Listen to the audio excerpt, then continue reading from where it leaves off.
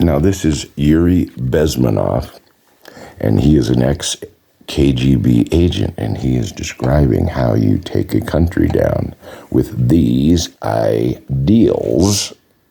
And just watch this, and please listen to the words he's saying. Very important. All right. Well, you spoke several times before about ideological subversion. That is a phrase that I'm afraid some Americans don't fully understand. When the Soviets use the phrase ideological subversion, what do they mean by it? Ideological subversion is the process which is legitimate, overt, and open. You can see it with your own eyes. All you have to do, all American mass media has to do, is to unplug their bananas from their ears, open up their eyes, and they can see it. There's no mystery. There's nothing to do with espionage. I know that espionage intelligence gathering looks more romantic. It sells more deodorants through the advertising, probably. That's why your Hollywood producers are so crazy about James Bond type of thrillers. But in reality, the main emphasis of the KGB is not in the area of intelligence at all. According to my opinion and opinion of many defectors of my caliber, only about 15% of time, money, and manpower is spent on espionage as such. The other 85% is a slow process which we call either ideological subversion or active measures, активные мероприятия in the language of the KGB, or psychological warfare. What it basically means is to change the perception of reality of every American to such an extent that despite of the abundance of information, no one is able to come to sensible conclusions in the interest of defending themselves, their families, their community, and their country. It's a great brainwashing process which goes very slow, and it's divided in 4 basic stages. The first one being demoralization. It takes from 15 to 20 years to demoralize a nation. Why that many years? Because this is the minimum number of years which requires to educate one generation of students in the country of your enemy, exposed to the ideology of the enemy. In other words, Marxism-Leninism ideology is being pumped into the soft heads of at least 3 generations of American students without being challenged or counterbalanced by the basic values of Americanism, American patriotism. The result you can see. Most of the people who graduated in the 60s, dropouts or half-baked intellectuals, are now occupying the positions of power in the government, civil service, business, mass media, educational system. You are stuck with them. You cannot get rid of them. They are contaminated. They are programmed to think and react to certain stimuli in a certain pattern. You cannot change their mind, even if you expose them to authentic information, even if you prove that white is white and black is black. You still cannot change the basic perception and the logic of behavior. In other words, these people, the process of demoralization is complete and irreversible. To get rid of society of these people, you need another 20 or 15 years to educate a new generation of patriotically minded and common sense people who would be acting in favor and in the interests of the United States society. And yet these people have been programmed and, as you say, in place, and Yes. who are favorable to an opening with the Soviet concept. These are the very people who would be marked for extermination in this country? Most of them, yes. Simply because the psychological shock when they will see in future what the beautiful society of equality and social justice means in practice, obviously they will revolt. They will be very unhappy, frustrated people.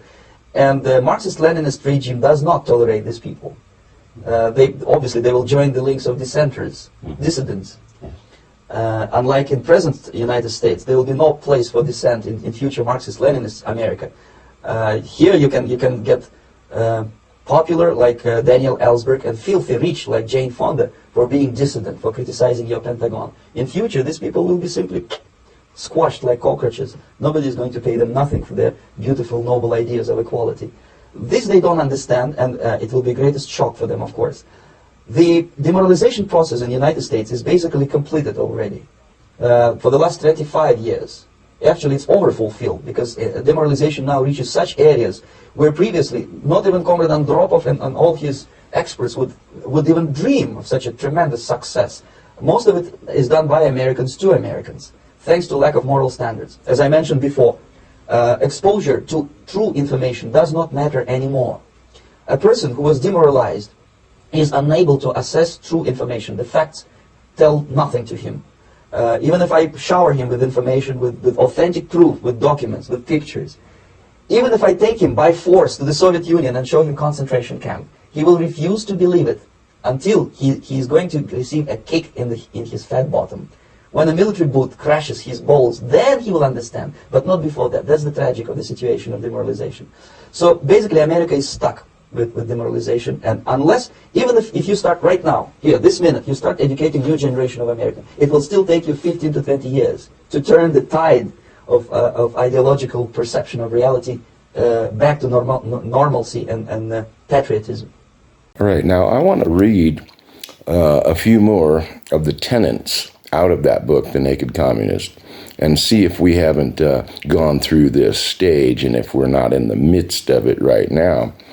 Now, the number 12th thing that's written in it, resist any attempt to outlaw the Communist Party.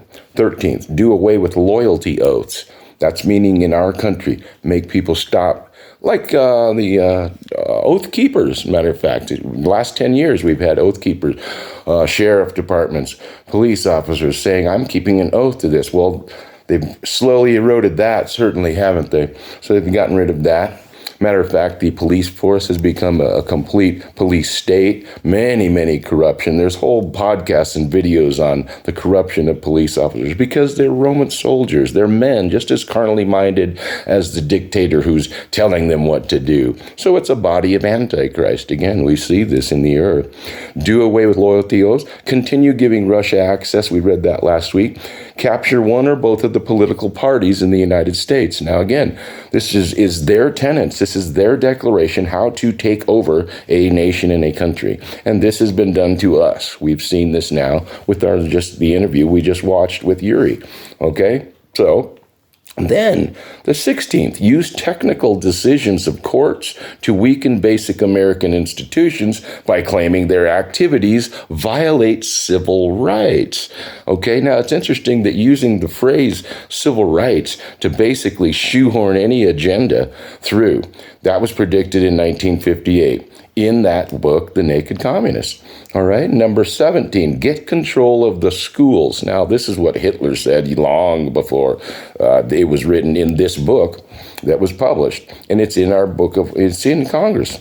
Use them as transmission belts for socialism and current communist propaganda. Well, do we not see that now with the pornography in the schools and parents screaming about it? And it's so funny because now Christians and Muslims in the state of Michigan are addressing their school board of the stupidity that's in these books and the filth.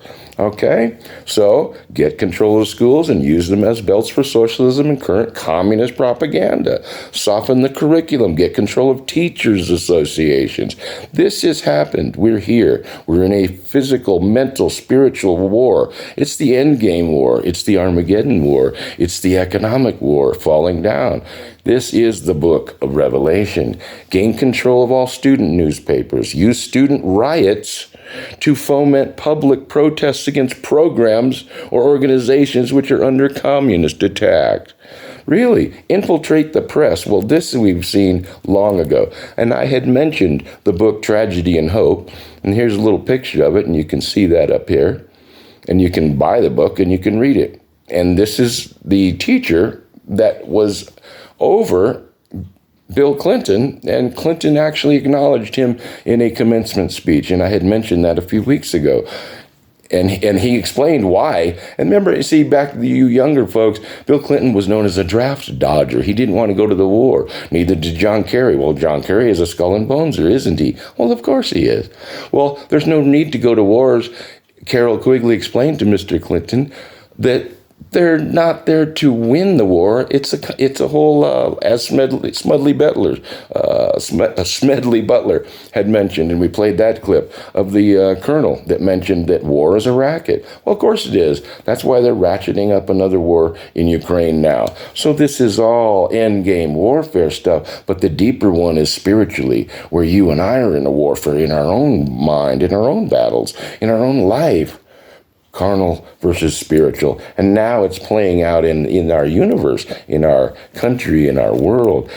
Control art critics and directors of art museums. Our plan is to promote ugliness, repulsive, meaningless art. This has happened in the last 15 to 20 years, clearly. Continue discrediting American culture. This is a key one. I want to show you some clips on here. By degrading all forms of artistic expression, an American